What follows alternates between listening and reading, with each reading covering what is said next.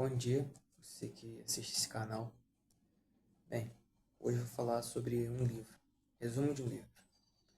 Esse livro é Escravidão da Vontade.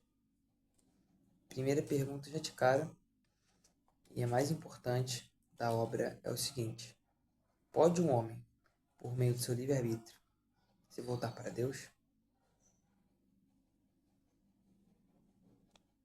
Provavelmente não.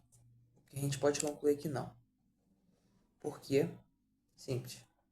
Porque se para a gente ir ao Pai, a gente precisa de Cristo.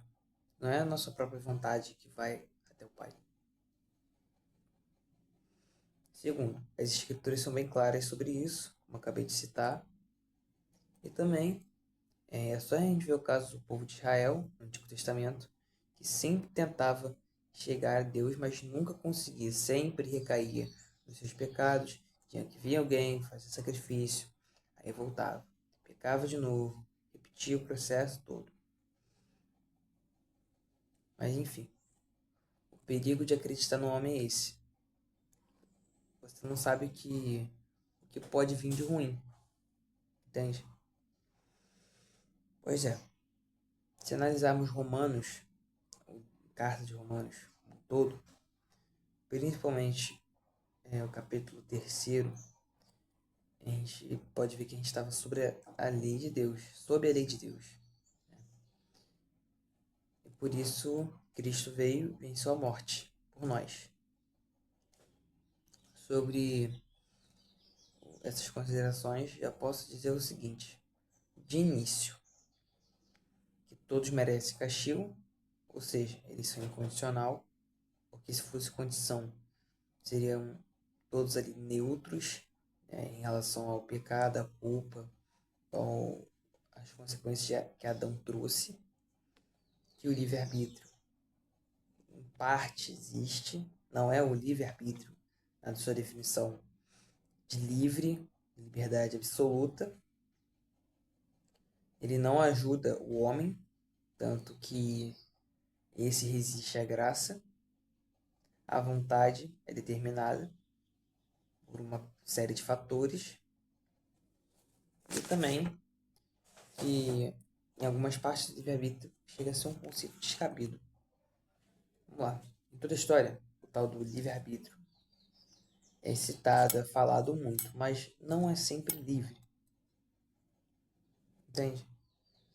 Por exemplo, o livre-arbítrio é ter vontade. Você pode ter livre-arbítrio de ter vontade de fazer um monte de coisas. Mas na sua vida você pode escolher só uma, por exemplo. Você pode ter vontade de ir para a Universidade de Oxford, para viajar para Dubai, para tirar uma foto com avestruz, sei lá, para praticar tai chi, o que é bem possível, mas enfim, só um exemplo de... Enfim, tem vários exemplos disso. Mas o livre-arbítrio não tem escolha. Às vezes você quer praticar, sei lá, Muay Thai, mas na sua cidade só tem academias de kickboxing e karatê, entende? Por isso que o livre-arbítrio não é uma escolha, é muito circunstancial.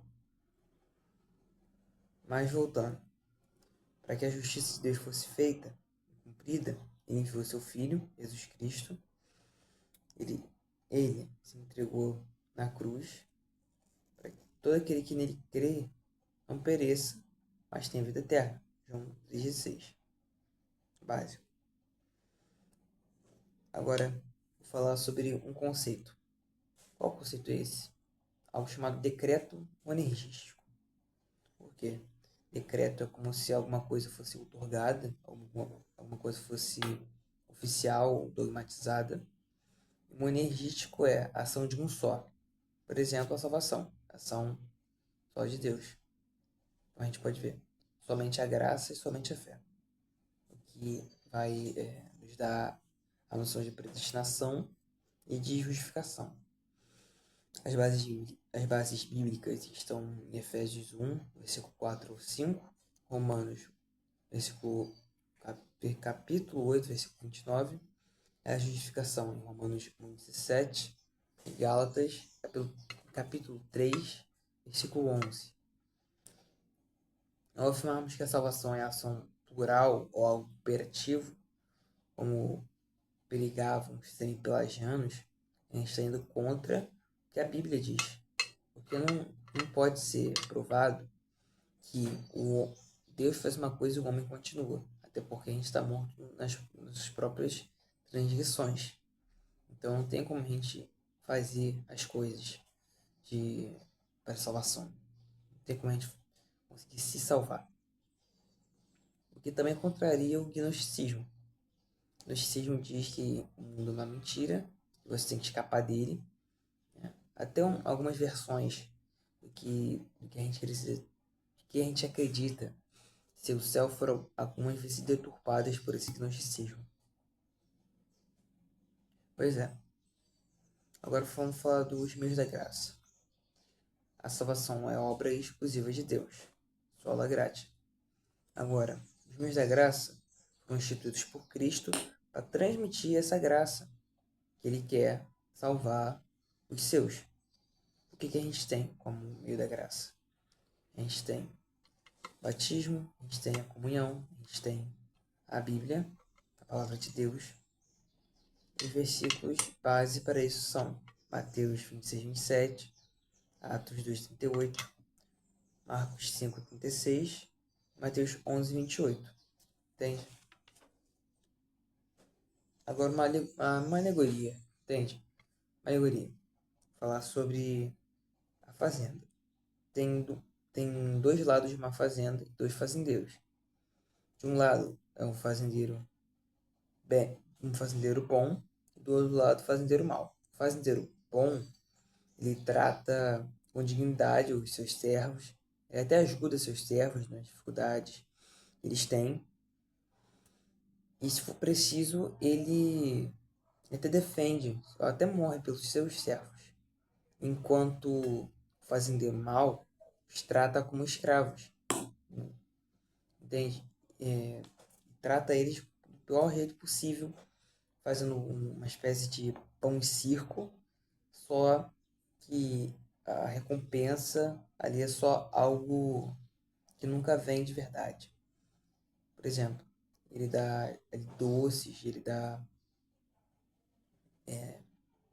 bebidas fortes, substâncias ruins para os servos ficam assim, soltinhos, ficam animados de início, mas com o tempo eles vão percebendo que nada daquilo é algo bom, algo benéfico para eles.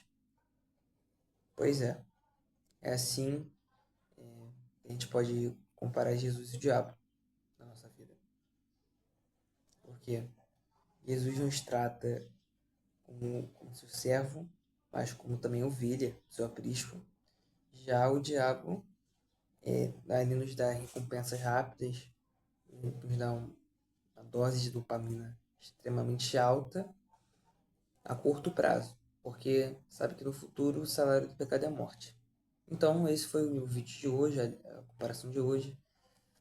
E era para esse vídeo sair na sexta, mas saiu no sábado, que é hoje. Então, é isso aí. Até mais.